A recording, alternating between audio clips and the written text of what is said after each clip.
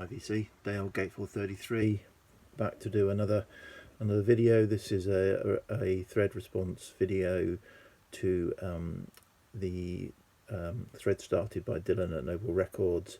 This is the vinyl tag COVID edition, so I thought I'd have a go. I've got the questions in front of me. So favourite record from your home state or city? So I live in the UK, so the county that I was brought up in, or the town I was brought up in, High Wycombe in Buckinghamshire.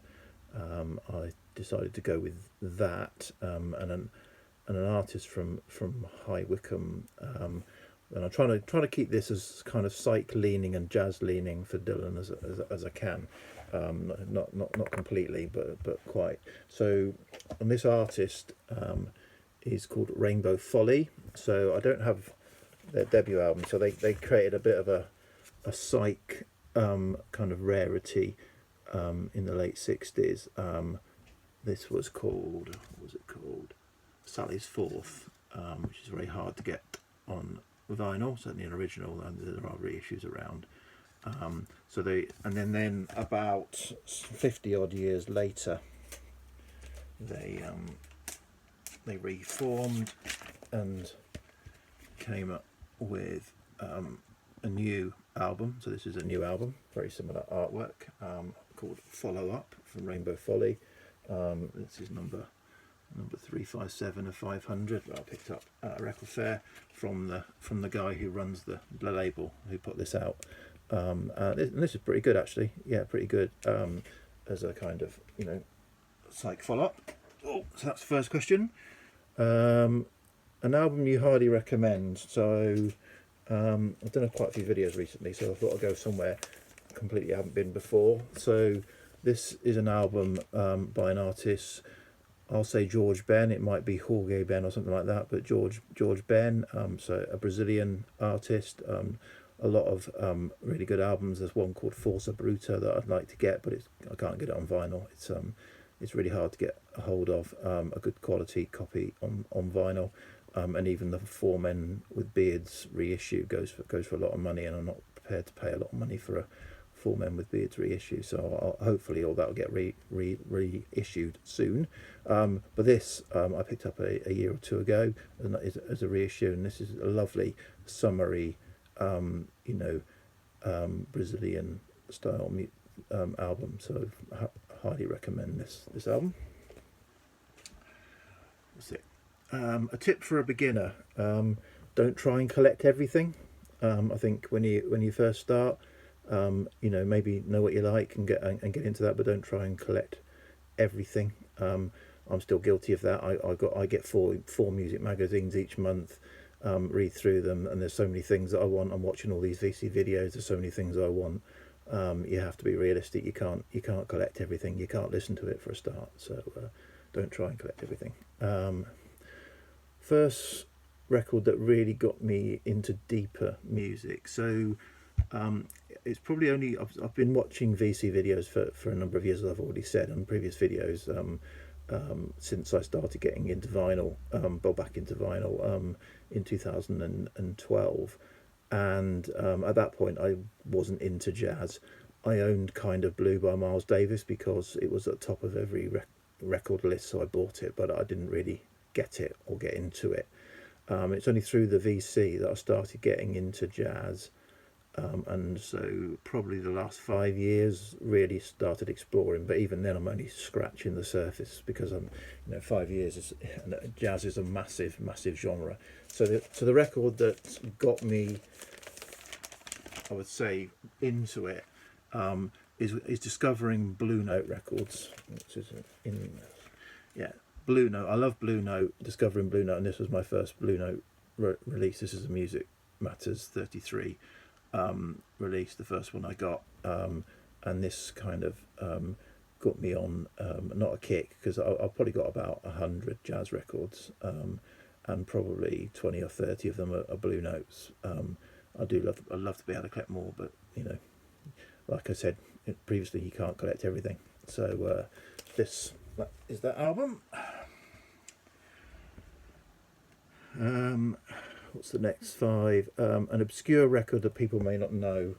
So this, again, trying to keep the psych theme going. This is a recent, fairly modern. When was it came out? 2000. I don't know, last 5 or 6 years probably. This is on Rise Above Records. An artist called Hidden Masters. They only made this one album. They disbanded. This is a pop psych kind of XTC, quite upbeat pop psych album. Really highly recommend. This came out and it was on nice blood red splatter. Show the vinyl there. Blood red splatter when it came out. As I said, I highly recommend it. I think you can still get hold of it. Maybe it's out of print, but you can still get hold of it. What's next? A group who you collect all their albums. So Pink Floyd is where it started for me, and I've got all Pink Floyd studio albums. So I'll say Pink Floyd for that one. A band whose second album is better than the first. Again, trying to keep a kind of modern or psych kind of leaning.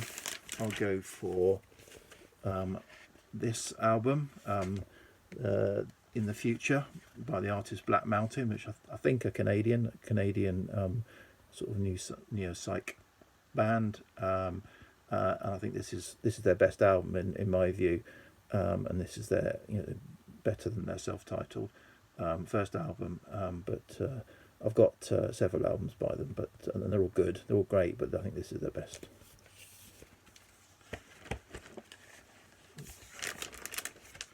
Show and tell whack-a-mole. Okay, so I'm here, so we're gonna do something around. These will be probably in the H's. Pull it. So what have I pulled out here? Oh, there we go. This is the most recent album by the UK neo psych band, The Horrors. So yeah, I like The Horrors. I haven't got all. I've got some of their stuff. I've got 2 on vinyl and a couple on CD, and I think there's one I haven't got. They're good. I prefer, so Faris Badwan is the sort of the band leader and the lead singer of The Horrors, and what his partner, he's partnered, I've forgotten her name now, Rachel something or other.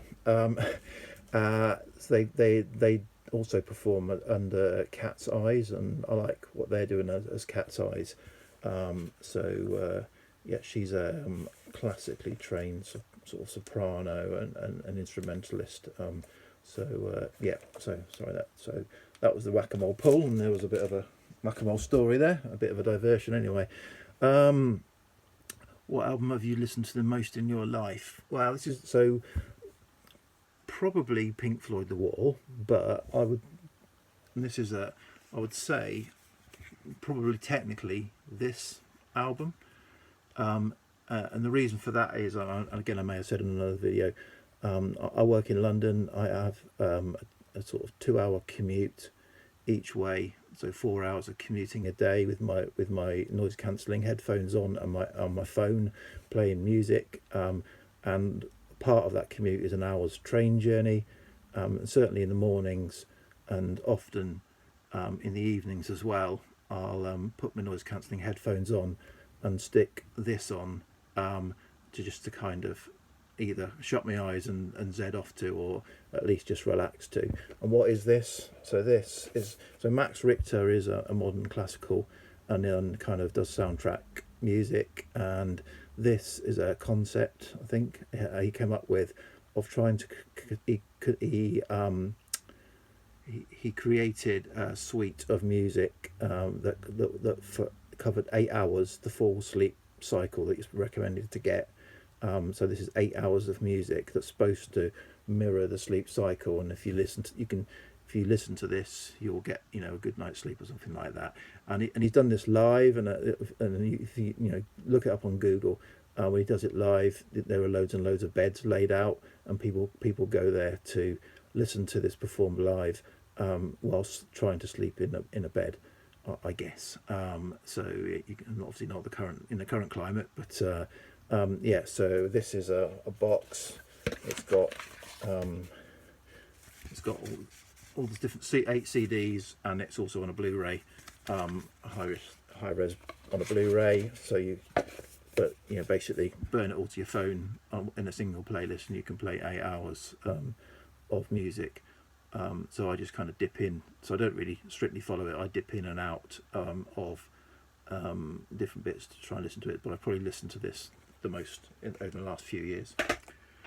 Sorry, that was a bit of a ramble. Show an album with a crazy story. Crazy, and this is an album that breaks my rule. It's got shrink on it still, which I'll have to rectify. So this album by Philippe DeBarge, Rock Saint-Trop, came about because basically this album is Philippe DeBarge on the vocals, or certainly some of the vocals, if not all of the vocals, and the band is the Pretty Things. And I think that they were in between, also recording S of Sorrow and recording Parachute. And this Philippe DeBarge, I think, is a French playboy, loads of money, obviously, paid them to come over to France. You see, obviously, Brigitte Bardot and all that. He obviously, and Johnny Halliday on the cover here. So he's in with all of the French kind of crowd at the time. And got the Pretty Things to come over and be his band, so he can make an album, because I guess that's what he wanted to do. So that's the story behind that. You're collecting pet peeves. So the biggest thing is overstacked bins. Really get on my nerves in a shop or record fair if they're stacked so tight that you're trying to force them apart, or you have to pull some out to go through. Don't know why sellers will overstack their bins. It's really frustrating to me. You can't really see what you're flicking through. I know as record collectors we kind of all recognise the top sort of centimetre of a record and know what it is, but even so, it's quite frustrating. An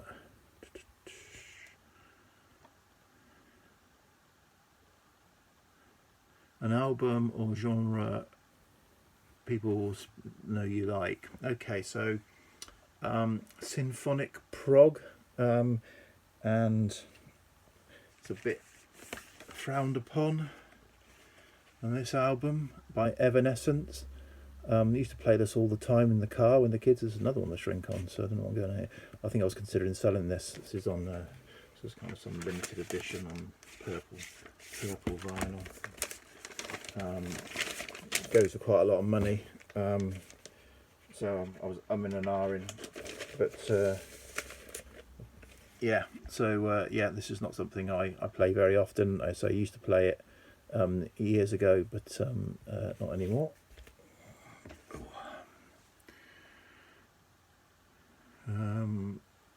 Record from the year I was born. So Rolling Stones is an original Rolling Stones Aftermath UK version. Show a 10-inch record. So, and my opinion on 10-inch records. Oh, blimey! So this is got a signed postcard in it. So this is Andy Partridge from XTC a couple of years ago put out this, which was he did a covers of Apples and Oranges, Pink Floyd, and Humanoid Boogie. So yeah, so that's a 10-inch. What do I think a 10-inch is? Well, if it's something collectible by an artist with some good music on, I'll buy it. I'm not fussy whether it's on 12-inch, 7-inch, or 10-inch. If it piques my interest, obviously I prefer LPs, but yeah, it doesn't annoy me as such. Share an interesting fact about an album or song. Okay, so interesting fact. So this album by the Irish duo Tehan, what came out in 1973, and contains Free Ride, Nick Drake. So So what's interesting about this? So this was a cover version of a Nick Drake song that they did in 1973 when Nick Drake was still alive. So as we know, Nick Drake was kind of never that popular whilst he was performing, and then sort of gained cult status after his death, and now is revered. So interesting that, and I think these are the only bands to have covered Nick Drake during his life, while he was still alive, during his lifetime. So yeah, and so I've seen these guys several times now. As recently as the last 6 months. I saw them last November. Fantastic. Often, particularly Leo here, you're never quite sure that he's actually going to survive the gig. But then when they start playing, it's just beautiful, real, beautiful, rootsy folk music. So yeah, I love seeing these. My wife, we both love seeing these. So yeah, so there's a sort of several interesting stories at once there, or not. Album with an animal on. So this was a VC inspired purchase. So there's a shark there. This is a soundtrack album to a nature program underwater that I remember Fred Big Star 1000 showing back in the day, and it inspired me to pick this up. This is a fantastic soundtrack album that sounds just like that. An album with crazy artwork. I didn't really give this much thought, but so I've shown a number of things by this artist. So this is Janelle Monáe's latest album, Dirty Computer.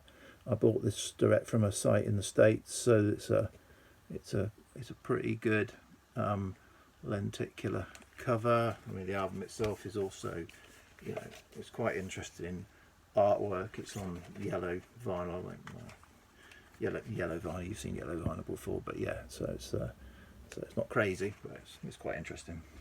Yeah. Show a really good album that you can find for cheap. So an artist, and these are, a lot of their albums are cheap and they're good solid. Moody Blues.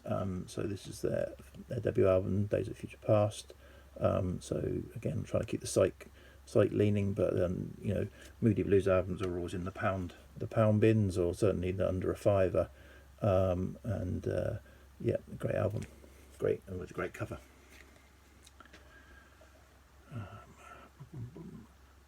Show an album as an acquired taste. Okay, oops, this is certainly acquired taste. I'm still acquiring the taste, but Style Council, Confessions of a Pop Group. So this is when they did their loungy jazz, and yeah, I like it, but I'm kind of slightly biased towards Paul Weller, but yeah, so that's that one. And then your most recent find. So this is a recent purchase, certainly the new issue. So this is from a small label called Clay Pipe, that do very limited releases, normally 500s. You normally have to jump quick when you get the email. So this is a pressing. I've got 481 of 500. And this is an ambient album, beautiful ambient album, by John Brooks, How to Get to Spring, which is kind of apt time for releasing at this time. So yeah, so I got that. This came out on the 3rd of April, so I got it around that time. So that's my most recent pickup. That's it for me. Thank you. Bye.